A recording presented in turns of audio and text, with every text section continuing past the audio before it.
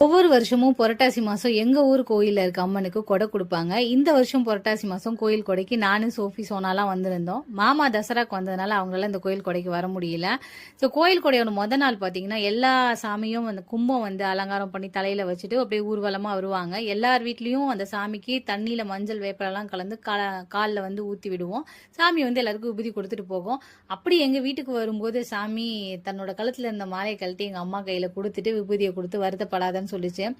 எனக்கு தெரிஞ்சது அப்படி சொல்றதுக்கு காரணம் எங்க அம்மா வந்து ரொம்ப வருத்தப்பட்டு கண் கலங்கி நின்று இருந்தாங்க. போன வருஷம் என்னோட அப்பா இருந்தாங்க இந்த இடத்துல, பட் இந்த வருஷம் அவங்க இல்ல. அந்த ஒரு கவலையில நின்றுட்டு இருந்தாங்க. அது சாமிக்கு புரிஞ்சுதா என்னன்னு தெரியல. அதனாலதான் கழுத்துல இருக்க மாலை கொடுத்து கவலைப்படாதன்னு சொல்லி விபூதியை வச்சு விட்டு எங்க எல்லாருக்குமே விபூதி வச்சு விட்டுச்சு சாமி எல்லாத்துக்கும். அண்ட் இந்த வருஷம் பார்த்தீங்கன்னா என்னோட அண்ணா, தம்பி ஒய்ஃபு, சித்தின்னு சொல்லிட்டு எல்லாருமே இருந்தோம். அது கொஞ்சம் எங்களுக்கு சந்தோஷமா இருந்தது. சாமியெல்லாம் கும்பிட்டு முடிச்சதுக்கப்புறம் இந்த சாமி ஊர்வலத்தை முடிச்சுட்டு நேராக கோயிலுக்கு போயிடும். இதுக்கப்புறம் நைட்டு 12 மணிக்கு தான் சிறப்பான பூஜை எல்லாம் நடக்கும். அது ரொம்ப நல்லா இருக்கும்.